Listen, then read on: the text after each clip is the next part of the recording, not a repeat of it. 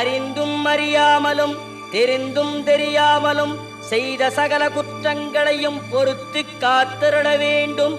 ஓம் ஸ்ரீ சத்தியமாய பொன்னு 18ஆம் படி மேல் வாழும் வில்லாளி வீரன் வீரமணி கண்டன் காசிராமேஸ்வரம் பாண்டி மலையாளம் அடக்கியாடும் ஓம் ஸ்ரீ ஹரிகரசுதன் ஆனந்த சித்தனையனையப்ப சுவாமியே.